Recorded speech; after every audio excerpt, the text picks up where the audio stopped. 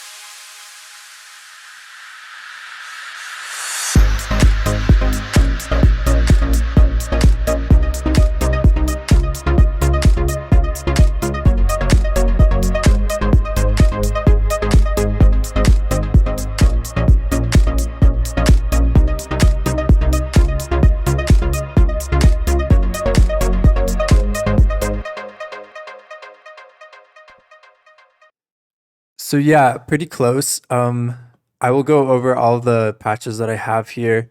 We have the main pluck section, this little sustained chord section that comes in at the climax. We have these bass plucks, this little bell patch, some strings, and then I just threw in some effects and some of the intro beat. So first of all, I will show you the notes. These are the notes of the main section, the main plucks. And if you notice, it's a 6-bar loop. So it's a polymeter. So because it's 6, it takes 4 repetitions of that 6-bar cycle to get back onto the regular meter. So that will be 24 bars per section. So we have 24 bars here, 24 bars till the breakdown, and then each section will be 24 bars long. So I did this with saw waves. I will take off all of the processing that I have so far. Okay, so with just a saw wave, this is what it sounds like.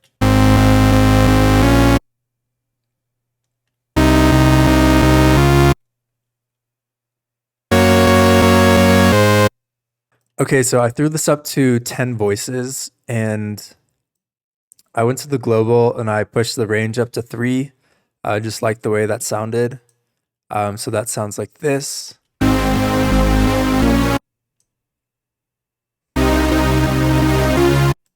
So next is the filter. I found that the 18 decibel per octave filter was pretty good for this.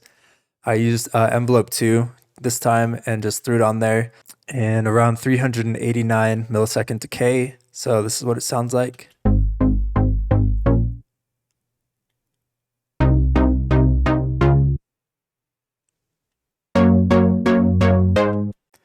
And I also pushed the attack a little bit on the envelope too, so it's a little softer pluck, as well as the amp envelope of the entire synth, just so the pluck's a little bit more like a string pluck.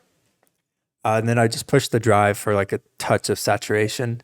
So 2 things to note, during this entire progression, there are 2 things that I'm automating, the cutoff of the filter, as well as the mod amount.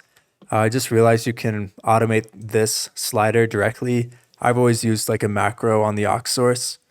But for Plucks, I think the main things to keep in mind are the decibel per octave amount, automating the cutoff and automating the mod amount of this envelope. So how much this envelope is actually affecting this filter. So after that, I added some plate reverb, a little bit bigger size, pushed the low cut and high cut a bit. So it's a little bit dull on top and thinner on bottom. And this is what it sounds like.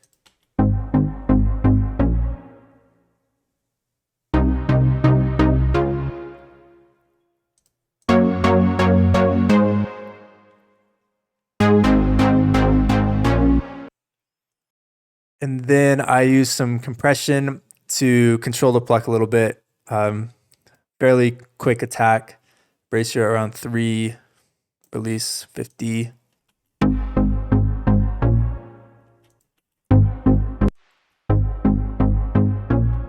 I just think it kind of controls it a little bit and allows us to have a little bit more room in the mix. Yeah, so after that, I added a flanger because it sounded like this patch had some sort of movement or phasing going on, especially as it opens up, you can hear it quite noticeably. So I added that flanger.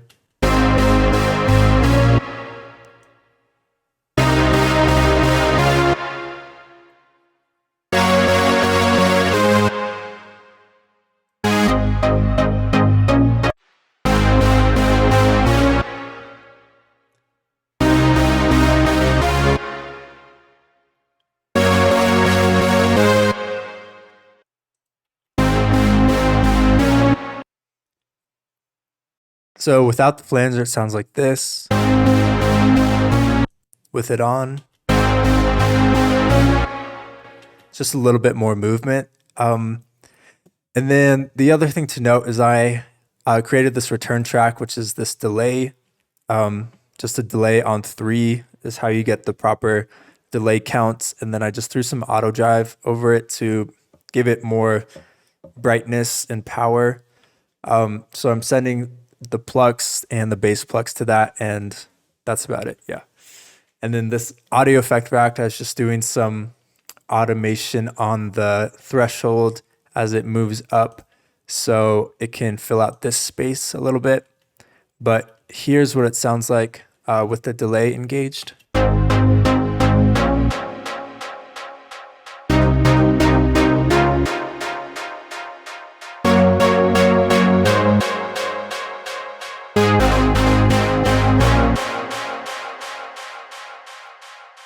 Yeah, so that's filling out the space between the notes here. This second section, we just have the same progression, but the notes are repeating. And then there's this D sharp note over the top that is just repeating the entire way down the progression. It's not following the exact note placements of the real progression. And that's how you get this kind of bouncing top line that's interacting with the chords. So that sounds like this.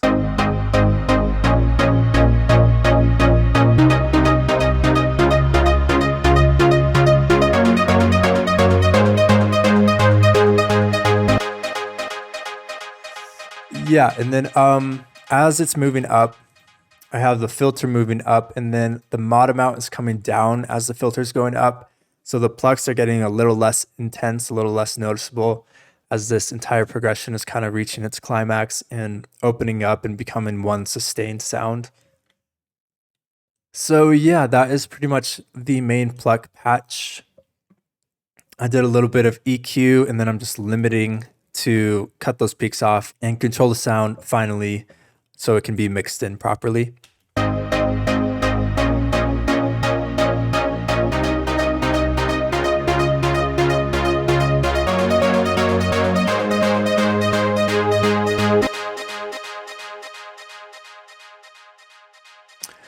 So I will go to the bass plucks next.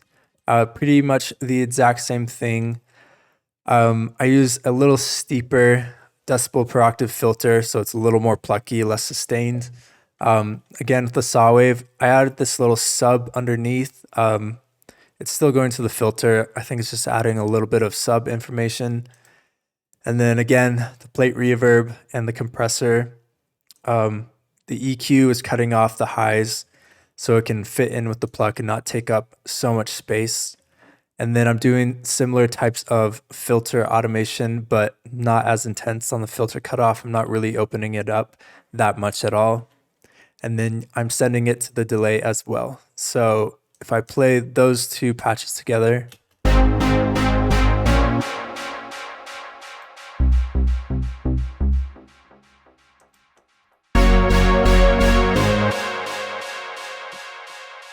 so for this opening section, the bass is following this chord progression, bass notes. But as it goes into this section, instead of the ending two chords still following up this stepwise fashion, we're dropping that down so it's a little bit lower.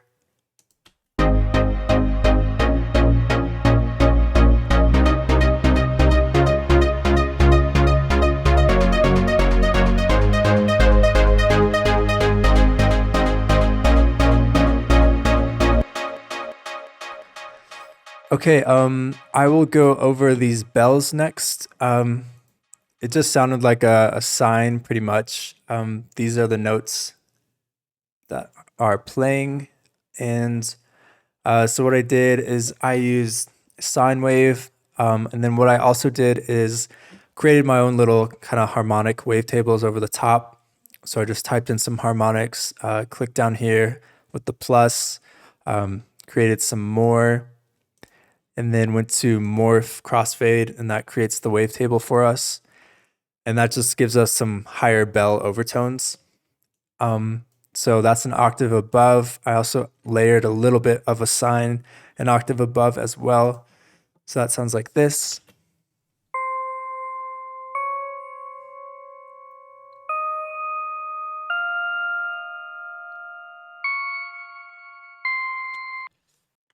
If I take that kind of harmonic wavetable off, we kind of lose some of that high end.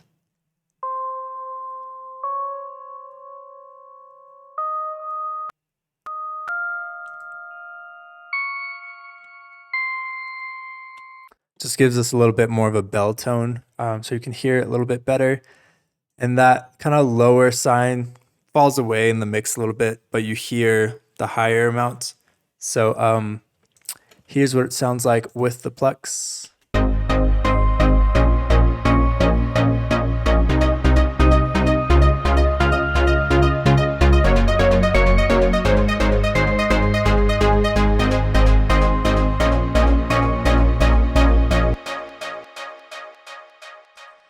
So yeah, and then at the very climax of this section, it sounded like there's this kind of sustained chord coming in, just following the same chords as this, but I just extended all of those notes so they're not plucking. I took off any filter modulation that we had, so it's just an open filter, and then that's just coming up slowly, opening that filter a little bit, so that gives us that sustained sound at the very end. So with the Plucks and the bell at the very end, here's what it sounds like.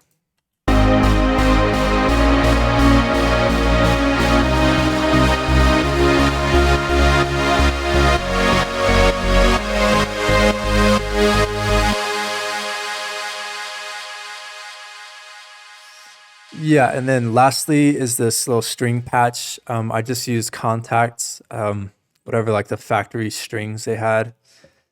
And it sounds like this.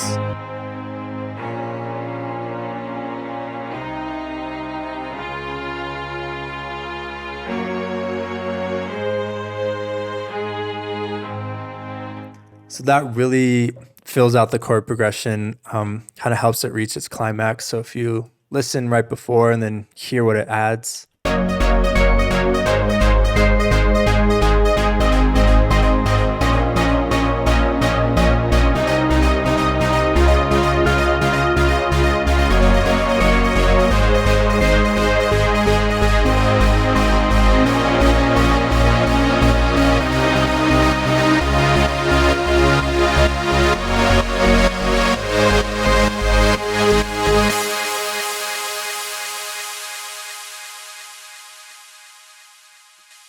So the final thing to note is that I have all of these patches and sounds being sent to this synth bus, and then I did it further, and then I did a little bit more EQ on there just to fit it in properly, and then some final limiting.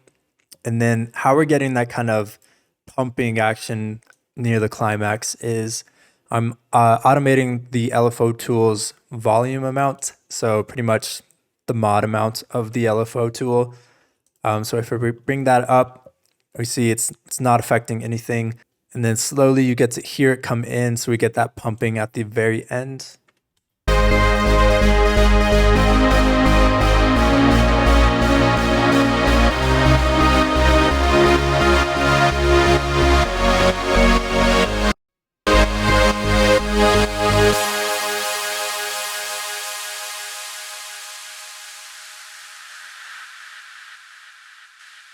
Yeah, and then I'm just turning it back on a bit when the beat comes in, so we get the regular sidechain. So that is pretty much it.